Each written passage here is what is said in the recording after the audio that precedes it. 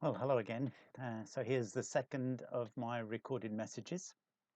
Um, and this week, I just want to share with you some things. I've heard and received comments to the effect that there is presently a real overload of information. I think you know what I'm talking about.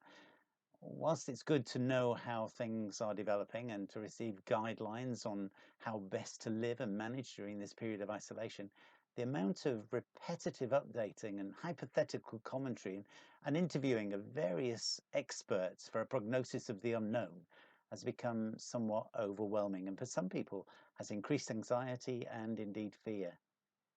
And then naturally, there are many questions that we have about all sorts of things, and certainly about life under these present circumstances. But we also have to admit that for some questions, we will never know the answer. And it's even more true when they're about the present and indeed future uncertainties. Now, one of the biggest questions, and one we're all familiar with, is why? Ironically, throughout history, this question can and has opened the door to many amazing discoveries and so much increased knowledge about stuff. If nobody had ever asked the question why, we might not know half the things we do. But there are still times when the answer must be, we just don't know. Let me present this a different way.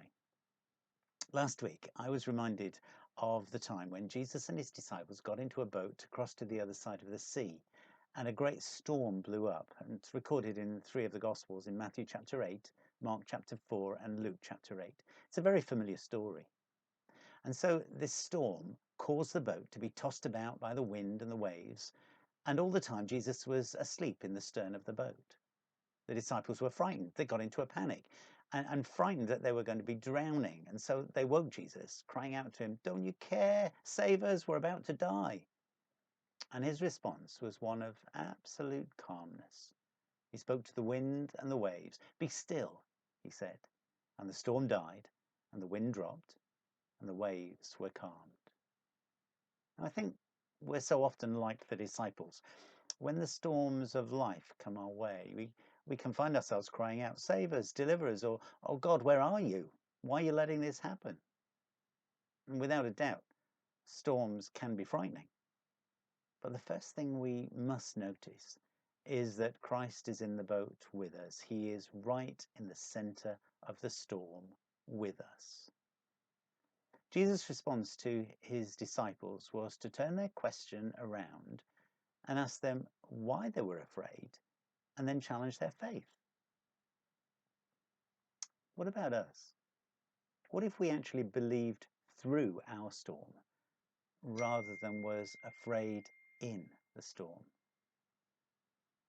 Well, to return to the question why, and indeed why so many storms, and even why this storm? Well, storms do happen. They're natural and they're part of life in this world. Some we bring on ourselves, and some are consequences to actions and decisions that have been made.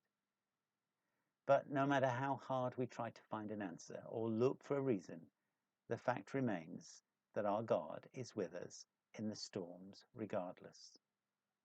Although he may appear to be asleep, he's far from it. He is ultimately in control. Now, there are some things God does not reveal, but calls us to have faith.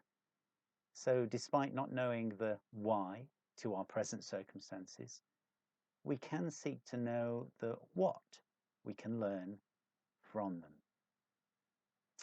Maybe this storm is a call for us to wake up to what it really means to live by faith and to trust him. We may have to ride this present storm, but it will pass. And whatever the outcome, he will not fail. He is faithful to his promises. Just trust and don't be afraid. Well, if I could sing, I'd sing this next item to you, but I'm not going to. It's a song that you know very well, and I'm going to read it. Faithful one, so unchanging, ageless one, you're my rock of peace. Lord of all, I depend on you. I call out to you again and again. You are my rock in times of trouble. You lift me up when I fall down. All through the storm, your love is the anchor. My hope is in you alone. Well, continue to take care, look after yourselves, and we'll get to meet together again soon. God bless.